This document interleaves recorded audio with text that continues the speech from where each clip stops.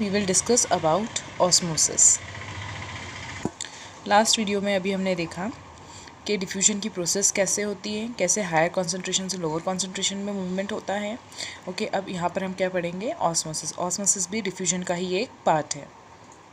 Osmosis बहुत interesting topic है, इसको ध्यान से समझना. कुछ टर्म्स हैं उनको आप समझिए, क्योंकि यहाँ पर हम फोकस कर रहे हैं बेसिक्स पे. अगर आपके कॉन्सेप्ट्स क्लियर होंगे तो आपको आगे प्रॉब्लम नहीं आएगी. हमें कुछ भी रटना नहीं है, सब कुछ समझकर पढ़ना है. चलिए, सबसे पहले हम स्टार्ट करते हैं सॉल्यूशन से. अब सॉल्यूशन क्या होता है, सॉल्यूशन को समझने के लिए एक बहुत बेसिक सा एग्जांपल लेते हैं हम.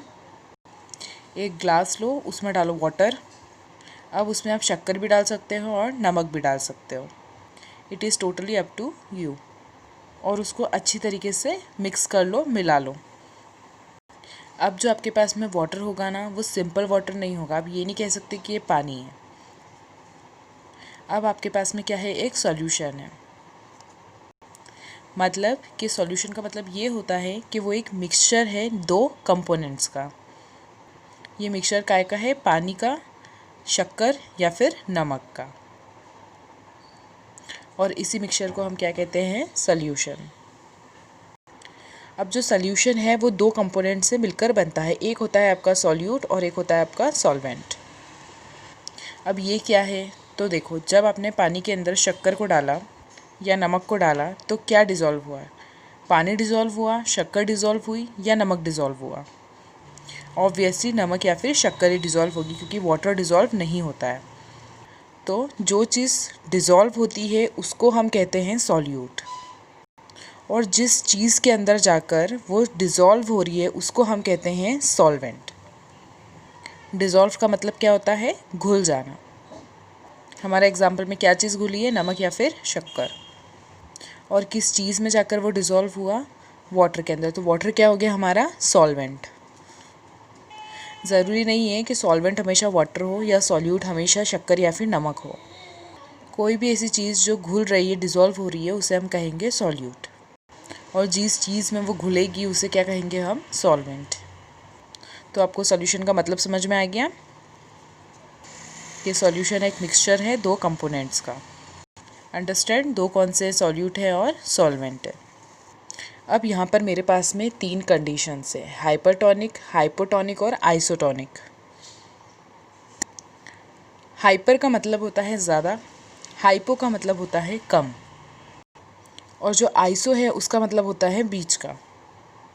मतलब कि हाइपरटोनिक और हाइपोटोनिक के बीच की जो स्टेज रहती है उसको हम कहते हैं आइसोटोनिक.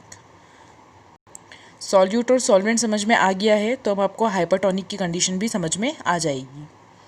हाइपरटोनिक की कंडीशन में क्या होता है कि सॉल्यूट ज़्यादा होता है सॉल्वेंट से.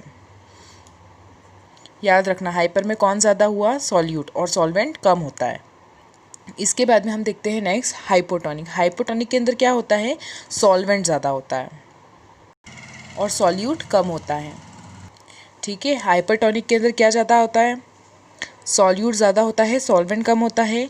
हाइपोटोनिक के अंदर सॉल्वेंट ज़्यादा होता है और सॉल्यूट कम होता है. और आइसोटोनिक के अंदर दोनों ही चीज़ लेवल में होती है, या आप बोल सकते हो दोनों चीज़ें क्या होती है, इक्वल होती है. सो ये तीन कंडीशंस आपको समझ में आ गई, हाइपरटोनिक, हाइपोटोनिक और आइसोटोनिक. नहीं याद है तो आप लिख लो किस में क्या चीज़ कम होती है और किस में क्या चीज़ ज़्यादा होती है. अब जो ऑस्मोसिस की प्रोसेस है उसको हम समझेंगे एक बेसिक से एग्जांपल से. एक्सपेरिमेंट है ये, जो आप घर में भी परफॉर्म कर सकते हैं. अब क्या करना है, आपको लेना है दो ग्लास, और उन दोनों ग्लास में आपको क्या फिल करना है, वाटर को फिल करना है. ठीक है, आप ये घर पे करके देखना, आपको बहुत इजीली समझ में आएगा. कोई भी चीज़ हम एक्सपेरिमेंट करके देखते हैं तो वो चीज़ हमें ज़्यादा अच्छे से समझ में आती है. तो आप इसको प्लीज़ घर पे करके देखिएगा. एक ग्लास में आपको डालना है क्या, शुगर, शक्कर डालेंगे आप. ठीक है, जितना डालना है उतना डालो. अब आपको क्या करना है, दोनों ही ग्लास में रेजिन्स डालनी है. एक एक रेजिन दोनों ग्लास में डाल दो, और आपको इसको थोड़ी देर के लिए ऐसे ही छोड़ देना है. थोड़ी देर बाद आप जब ऑब्ज़र्व करोगे तो आप देखोगे कि जिसके अंदर सिंपल वाटर है उसके अंदर जो रेजिन है वो फूल जाएगी, और जो सेकंड वाटर है जिसके अंदर आपने शक्कर को भी घोला है उसके अंदर जो किशमिश है वो पिचक जाएगी. ठीक है, वो स्वेल नहीं होगी। अब आप ये सोचोगे कि ये क्या हो गया, हमने तो दोनों के अंदर ही किशमिश डाली थी और एक फूल गई और एक नहीं फूली, मतलब श्रिंक हो गई। ऐसा क्यों हुआ? ऐसा हुआ है ऑस्मोसिस के कारण। अब रेजिन्स कैसे फूली, तो हमने प्रीवियस वीडियो के अंदर डिफ्यूजन की प्रोसेस देखी थी। उसके अंदर हमने क्या देखा था कि जो मॉलिक्यूल्स होते हैं उनकी टेंडेंसी होती है कि वो अपने हायर कॉन्सेंट्रेशन से कहाँ पर चले जाते हैं, लोअर कॉन्सेंट्रेशन के अंदर चले जाते हैं। अब यहाँ पर क्या हुआ, जो हमारी रेजिन्स थी उसके बाहर जो वाटर था ना, सॉल्वेंट जो था वो ज़्यादा था, यानी कि वाटर। तो अगर जहाँ पे पानी ज़्यादा है तो वो कहाँ पर जाएगा, जहाँ पर पानी कम होगा, और इसीलिए वो किशमिश के अंदर जाकर भर जाता है और हमारी किशमिश कैसी हो जाती है, फूल जाती है। क्यों? क्योंकि किशमिश के बाहर जो वाटर है उसके अंदर सॉल्वेंट ज़्यादा है। अब दूसरी कंडीशन के अंदर क्या हुआ कि दूसरी कंडीशन में हमने देखा कि जो हमारी जो किशमिश है वो कैसी हो गई थी, श्रिंक हो गई थी। हमने क्या करा था, पानी के अंदर क्या घोला था, हमने शक्कर को घोल कर रखा था।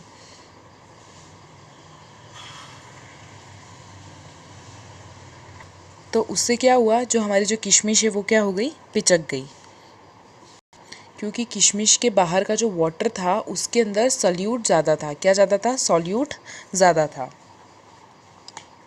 और जो सॉल्वेंट है वो क्या था, कम था, मतलब पानी कम था।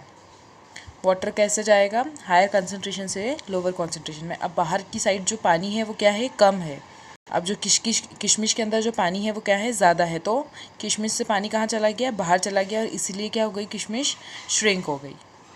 आई आपको बात समझ में? अब हाइपोटोनिक कंडीशन क्या होती है, जब सेल के बाहर सॉल्वेंट ज़्यादा होता है तो सॉल्वेंट चला जाता है सेल के अंदर, जैसे कि वाटर चला गया किशमिश के अंदर और वो फूल गई। अब हाइपरटोनिक कंडीशन के अंदर क्या होता है, सेल के बाहर सॉल्वेंट होता है कम, इसीलिए सेल के अंदर से सॉल्वेंट बाहर निकल आता है। इसी प्रोसेस को हम कहते हैं ऑस्मोसिस। अब एक थर्ड कंडीशन मैंने आपको बताई थी, आइसोटोनिक, जहाँ पर सॉल्यूट और सॉल्वेंट इक्वल रहते हैं या बराबर रहते हैं। अब उसके अंदर भी किशमिश है, लेकिन ना तो किशमिश फूली हुई है ना तो वो पिचकी हुई है, मतलब वो उसके नॉर्मल स्ट्रक्चर में है, शेप में है। अब ऐसा हो सकता है कि किशमिश के अंदर जो सॉल्वेंट है वो 1 ग्राम है और जो किशमिश के बाहर जो सॉल्वेंट है वो कितना है, 2 ग्राम। ठीक है, ये कौन सी कंडीशन के अंदर हम देख रहे हैं, आइसोटोनिक के अंदर देख रहे हैं। ठीक है, तो ऐसा हो सकता है कि जो थोड़ा सा वाटर हो वो अंदर चला जाए, या मैं इसका उल्टा कर लूँ कि किशमिश के अंदर 2 ग्राम है और बाहर जो सॉल्वेंट है उसके अंदर 1 ग्राम है, तो किशमिश से बाहर चला जाए। ठीक है, मतलब थोड़ा सा वाटर जो है वो बाहर भी जा सकता है, मतलब थोड़ा थोड़ा जो अमाउंट है वो अंदर बाहर जा सकता है। कब तक, एक इक्विलिब्रियम स्टेट तक।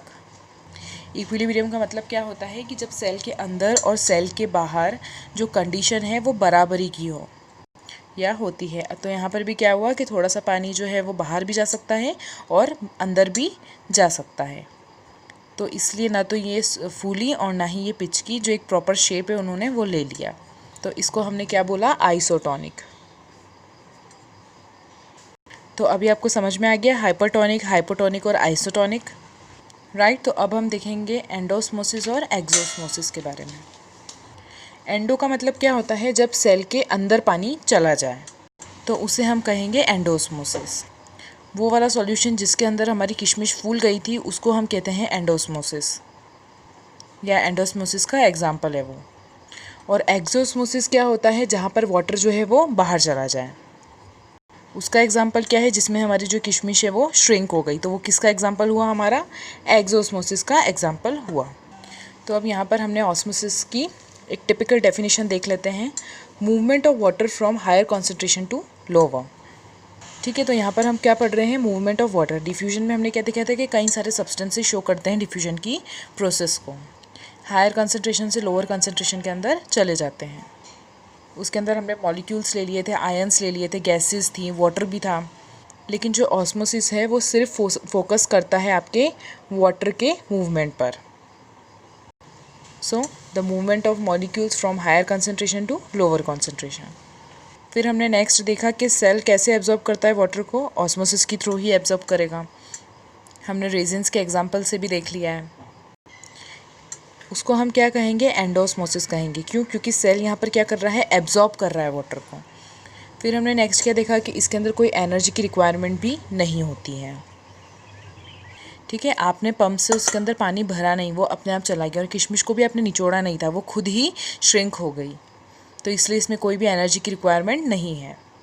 फिर क्या हुआ, कब तक होती है ये प्रोसेस, जब तक कि कोई भी इक्विलिब्रियम स्टेज ना आ जाए। मतलब कि सेल के अंदर की कंडीशन और सेल के बाहर की कंडीशन बराबरी तक नहीं ना हो, तब तक ये प्रोसेस होती है। अब हमने देखा था कि एक टर्म है प्लाज्मोलाइसिस। प्लाज्मोलाइसिस क्या होता है, जब एक लिविंग प्लांट सेल यानी कि जिंदा प्लांट सेल जब श्रिंक हो जाता है एक्सोस्मोसिस के कारण, यानी कि जो प्लांट सेल है उससे वाटर बाहर चला जाता है, जिसके कारण प्लांट सेल श्रिंक हो जाता है, उस प्रोसेस को हम कहते हैं प्लाज्मोलाइसिस। और ऐसा सेल जो श्रिंक हो गया है एक्सोस्मोसिस के कारण, उसको हम कहेंगे प्लाज्मोलाइज्ड सेल। तो हमने ऑस्मोसिस देख लिया। ठीक है, उसके बाद में हमने सिंपल से एग्जांपल रेजिन्स के थ्रू हमने 3 कंडीशन भी पढ़ लिए, हाइपरटोनिक, हाइपोटोनिक और आइसोटोनिक कंडीशन। एक्सोस्मोसिस, एंडोस्मोसिस देख लिया, प्लाज्मोलाइसिस भी हमने देख लिया। अब हम नेक्स्ट टॉपिक में पढ़ेंगे, नेक्स्ट वीडियो के अंदर हम पढ़ेंगे सेल वॉल के बारे में।